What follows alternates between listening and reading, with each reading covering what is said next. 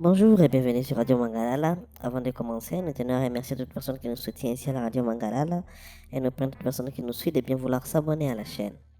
Eh bien, dans une interview accordée à un média proche des positions de AFC M23 et largement relayée, Bertrand Bissimois, président du bras politique de M23 et coordinateur adjoint de l'Alliance Fleuve Congo, a levé les voiles sur des relations jusqu'ici méconnues entre son mouvement et l'Union pour la démocratie et le progrès social IDPS de Félix Tshisekedi, alors principal parti d'opposition sous Joseph Kabila. Ces échanges discrets, selon lui, remontent à plusieurs années avant l'arrivée au pouvoir de Tshisekedi en 2019. Dans ses propos, Bertrand Bisimwa affirme sans détour: avant 2019, nous avions déjà de nombreux contacts avec l'IDPS, alors principal parti d'opposition. Nous échangions des stratégies, des cahiers de charges et nous avions même commencé à réfléchir à la manière de cheminer ensemble. Tout cela se faisait de manière totalement secrète. Selon les leaders politico-militaires, ces discussions portaient sur l'avenir du Congo, avec un accent particulier sur la refondation de l'État, la sécurité de l'Est du pays et la question des réfugiés. L'arrivée de Félix Tshisekedi à la présidence en 2019, à l'issue d'un accord de partage de pouvoir avec Joseph Kabila, avait alors été perçue par l'M23 comme une opportunité historique.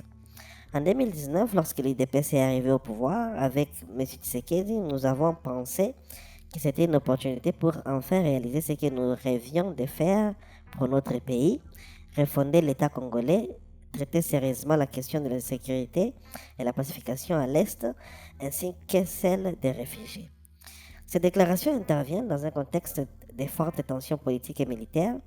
Elles suggèrent une convergence temporaire d'intérêts entre un mouvement rebelle, souvent accusé d'être soutenu par le Rwanda, et le parti qui a porté Félix Tshisekedi au pouvoir avant que les relations ne se dégradent dramatiquement. À l'époque, l'IDPS incarnait l'opposition historique à Joseph Kabila. Le M23, issu d'une rébellion de 2012-2013 et réactivée en 2022, revendique la défense des communautés tutsi congolaises et dénonce la marginalisation de l'Est. Des contacts discrets entre opposants de différentes obédiences n'étaient pas rares sous Kabila, mais la vie publique d'échanges structurés avec un groupe armé soulève des questions sur la nature exacte de ces relations. Pourquoi cette révélation aujourd'hui? Pour les observateurs, elle pourrait viser à déstabiliser politiquement l'IDPS et Tshisekedi en rappelant des alliances opportunistes oubliées, légitimer les positions actuelles de l'AFC M23 comme une force politique congolaise légitime et non une simple marionnette étrangère, expliquer l'amertume du M23 face à ce qu'il perçoit comme une trahison une fois Tshisekedi au pouvoir. Du côté des pouvoirs, ces propos risquent d'être interprétés comme une nouvelle tentative de manipulation. L'IDPS n'a pas encore réagi officiellement à cette sortie, mais des proches du parti ont déjà qualifié de telles allégations de propagande rebelle visant à semer la confusion. Ce témoignage s'inscrit dans une escalade de batailles communicationnelles alors que Kinshasa accuse régulièrement Kigali de soutenir militairement les M23. Accusation corroborée par plusieurs rapports d'experts de l'ONU. L'AFC M23 contre-attaque en dénonçant la corruption, l'instrumentalisation des milices et l'échec sécuritaire du régime Tshisekedi. Bertrand Bisimwa, figure tutsi congolais et ancien porte-parole du M23 lors de sa première incarnation, s'est imposé comme la voix politique du mouvement. Ses interventions dans des médias comme The New Times Rwanda ou sur des plateformes alignées visent souvent à humaniser la rébellion et présenter ses revendications comme politiques et inclusives, fédéralisme, dialogue, réforme de l'État. Ces déclarations interviennent alors que l'Est reste en proie à des combats avec des avancées et replis tactiques du M23. Elle pourrait compliquer les efforts de médiation régionale et alimenter les suspicions au sein même de la coalition au pouvoir à Kinshasa. Pour l'opinion congolaise divisée, cet épisode renforce les sentiments d'un jeu de dupes permanent entre élites politiques et groupes armés. Il pose surtout une question centrale: les alliances des circonstances d'hier expliquent-elles les impasses sécuritaires d'aujourd'hui?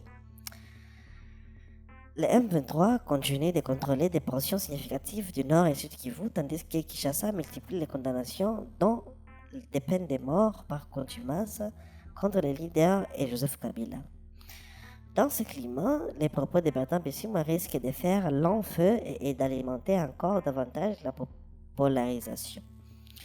Eh bien, ce sera tout pour cet article réservé sur les propos choc tenus par Bertrand Bisimwa au micro du New Times Rwanda. Et pour la suite, on vous prie de bien vouloir vous abonner, aimer cette vidéo et à très bientôt. Je commencerai d'abord par avant 2019, parce qu'avant 2019, nous avons eu suffisamment de contacts avec le parti politique de l'opposition, les partis principaux de l'opposition, qui s'appelait UDPS à l'époque. Et nous échangeons des stratégies, nous échangeons également les cahiers des charges. Et à un certain moment même, nous avons commencé à réfléchir comment cheminer ensemble. Ça, c'est avant 2019. Et tout cela se faisait donc de manière tout à fait secrète. En 2019, l'UDPS est arrivé au pouvoir avec M. Tshisekedi. Et nous avons pensé que c'était une opportunité pour nous de pouvoir finalement faire